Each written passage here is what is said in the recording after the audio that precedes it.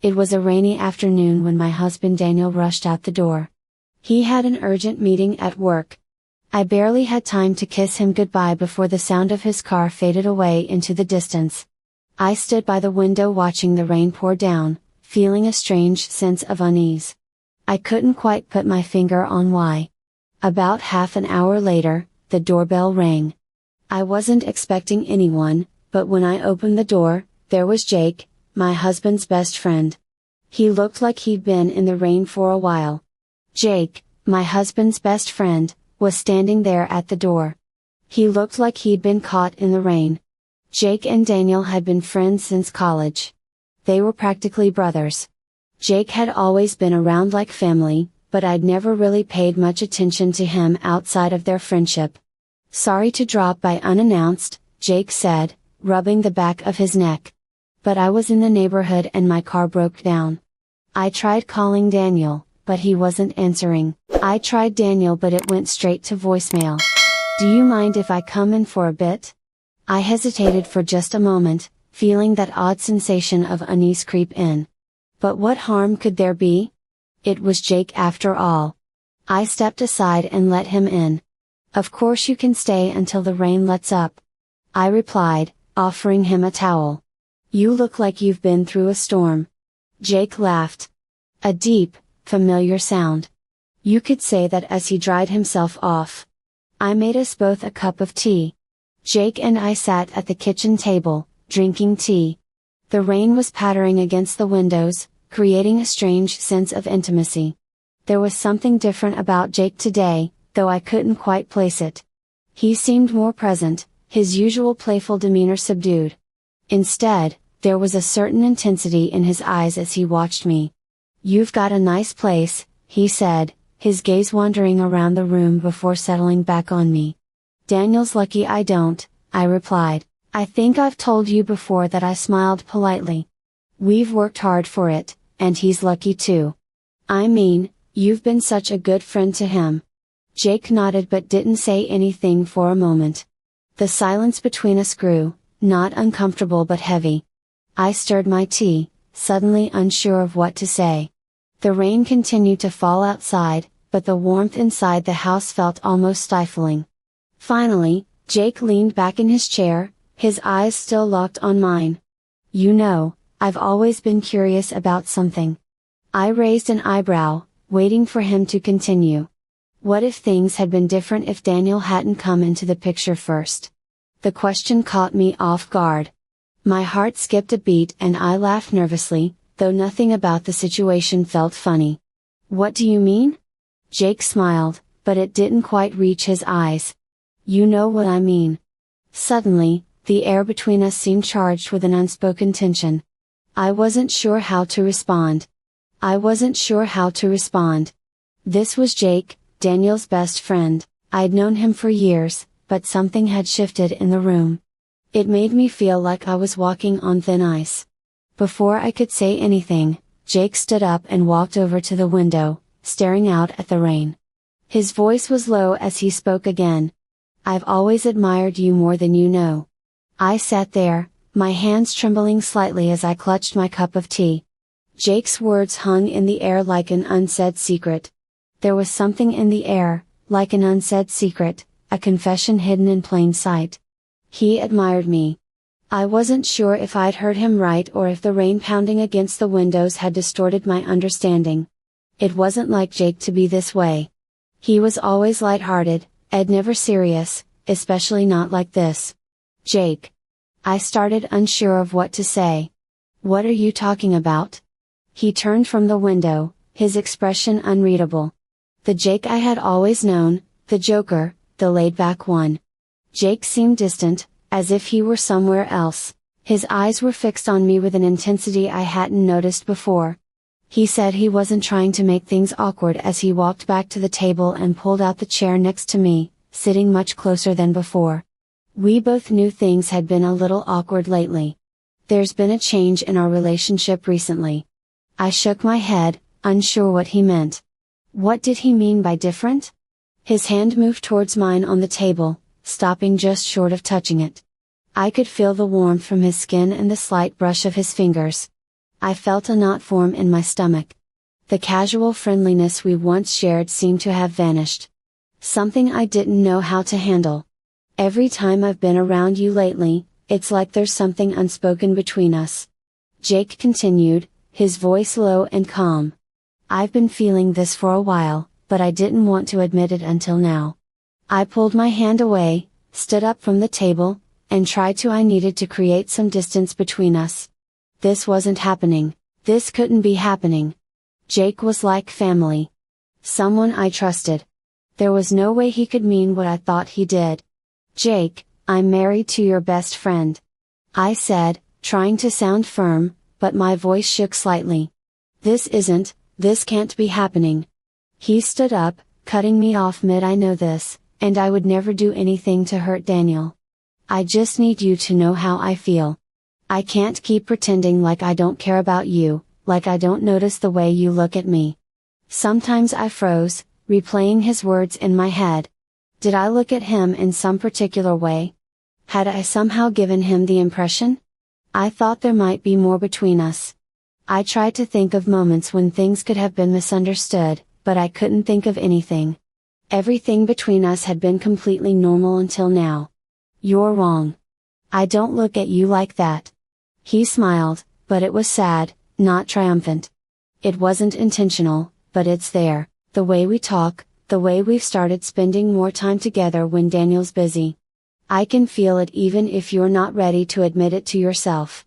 A wave of guilt washed over me. Had I been careless too? Too comfortable around him? In my mind, everything I'd done was out of friendship. I'd built up a lot of trust in Jake, but he seemed to think there was more there. I wasn't sure how to undo the damage those beliefs had caused. The rain outside intensified, echoing the storm brewing inside the house.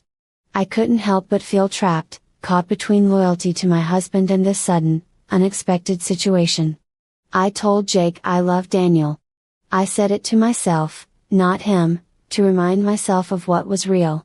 Jake came closer and said, I'm not asking you to stop loving him. I'm just asking you to stop seeing him. I don't know what I'm asking. Maybe I just needed to get this off my chest. There was honesty in his voice. His voice surprised me for a second. I almost felt sorry for him for the confusion he seemed to be going through, but this was too much, too far. I think you should go, I said firmly, looking him in the eyes. We can't do this. This can't happen. He didn't move, not at first. Instead, he stood there, searching my face. Maybe he was hoping for a different response. I gave him a response, but I stood my ground, arms crossed, trying to keep some semblance of control in a situation that felt rapidly slipping away. Finally, after what felt like an eternity, Jake nodded, saying, You're right. I'm sorry. I didn't mean to make things weird. He turned and grabbed his coat from the chair, heading toward the door. Before he left, he looked back at me one last time. Just so you know, I'm not trying to ruin anything between you and Daniel. I just couldn't keep lying to myself. Then he left, disappearing into the rain-soaked evening. The house was silent again, except for the drumming of the storm against the windows. Inside my thoughts were louder than ever. What just happened? How had everything changed so quickly? And most importantly, how would I tell Daniel about this? If I even should? The door clicked shut behind Jake, leaving me alone with the steady, unrelenting sound of rain. The echo of his words lingered in the room like a whisper. I stood still, staring at the empty space he had just vacated. My heart was pounding in my chest as if it were trying to make sense of the mess inside me. I walked slowly to the window and stared out at the rain. The world beyond the glass was cool against my fingertips, so I pressed my palm to it. To steady myself, I had to admit that Jake's confession had shaken me more than I wanted to admit. It wasn't because I had feelings for him, at least not in the way he thought. It was because it exposed cracks in my own life that I hadn't realized existed.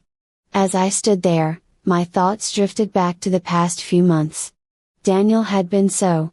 He was always busy with work, with meetings and deadlines. There were times when I felt like I was living with a ghost, seeing him only in brief moments, his mind always elsewhere. I brushed it off, telling myself that it was just a phase, that work was hectic for him and things would get back to normal. I thought it would get back to normal soon, but it didn't. In the gap that formed between us, Jake started to come around more and more. At first, he was just like a shadow, but he gradually became more familiar. We started spending more time together, laughing, talking and sharing stories. These were simple moments that didn't seem important at the time, but now, looking back, they seem significant. Looking back, I wondered if there was more to those moments than I had initially realized. Had I been feeling lonely? The question hit me hard, like a wave crashing unexpectedly. Was this really about the growing distance between me and Daniel, rather than about Jake and his feelings for me? I hated to admit it, but there was a part of me that had felt neglected. I had missed Daniel's presence, missed the way we used to talk for hours, and missed the small gestures of love and affection that had once been the core of our relationship. Jake had been there, filling a void I hadn't even realized was growing. I had to admit that I had felt a bit neglected. I had missed Daniel's presence, the way we used to talk for hours, and the small gestures of love and affection that had once been the core of our relationship. Jake had been there, filling a void I hadn't even realized was growing. I sighed. I ran a hand through my hair, my mind racing. I knew I didn't love Jake that much, but I had allowed our friendship to become something more complicated. Now it had spiraled out of control. What did this mean for my marriage? Should I tell Daniel? The thought made my stomach churn with anxiety. I could imagine his reaction, the hurt in his eyes and the betrayal he might feel, not because I had done anything wrong, but because I had let something emotional build between me and his best friend without even realizing it. But what if I didn't tell him? What if I just ignored it, pretended like Jake's confession had never happened and moved on with my life? I could distance myself from Jake, set boundaries and let everything return to normal. Daniel would never have to know, but was that fair to Daniel, to Jake or even to myself? The silence in the house was overwhelming, making the decision I had to make seem even more important. I could feel the weight of it pulling me deeper into my thoughts. It wasn't just about Jake's feelings, it was about the state of my marriage, the cracks that had formed between Daniel and me. The distance between us had grown so subtly that I hadn't even seen it coming. How had we gotten here? I thought back to when Daniel and I first met. We were so young, so full of hope and ambition. I remembered the nights we spent talking until sunrise, the laughter, the shared dreams, the way we used to look at each other like we were the only two people in the world. It all seemed so far away now, like a distant memory from another life. Along the way, life happened. Responsibilities piled up, work took over, and we let the little things slide. I was wondering how to fix something that felt broken. I could feel tears welling up in my eyes, but I blinked them back. I wasn't going to fall apart over this. I love Daniel, but love isn't always enough. It needs attention. It was clear that we hadn't been giving each other the care we needed lately. I wasn't sure what the next step would be, but I knew that something had to change. I couldn't keep going like this, pretending that everything was fine when it wasn't. The sound of a car pulling into the driveway was a stark reminder of this. I was snapped out of my thoughts when I saw Daniel's car headlights cutting through the rain. He was home early, much earlier than I had expected. My heart raced again, but for a different reason. I had been so lost in my thoughts and everything that had just happened that I hadn't prepared myself for this moment. I wasn't ready to face him, not yet. But there he was, walking toward the door with the keys in hand. In a few moments, he would walk in, and I would have to decide whether to tell him the truth or keep it locked away inside. The door opened, and Daniel stepped in, shaking the rain. He looked tired and worn out from the long day, but he smiled when he saw me. "Hey you," he said. His voice was warm and familiar. He walked over to me, pressed a quick kiss to my forehead and asked, "Everything okay?" His brow furrowing slightly as he noticed the tension in my face. I hesitated, the words sitting on the edge of my tongue. They were heavy and unspoken. This was the moment I could either tell him.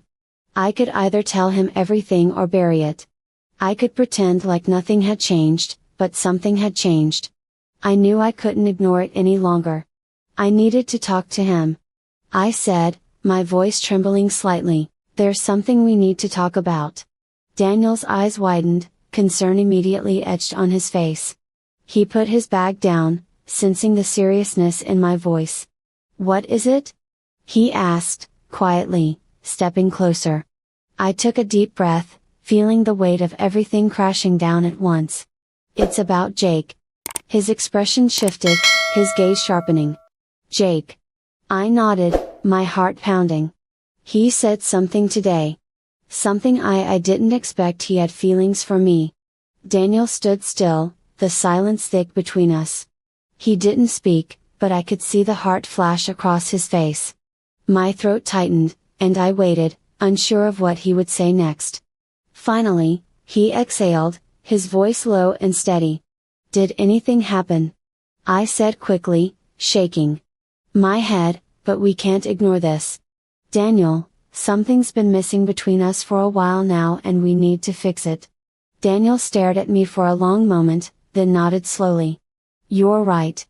We do," he said. In the quiet of our home, we both realized the conversation wasn't just about Jake.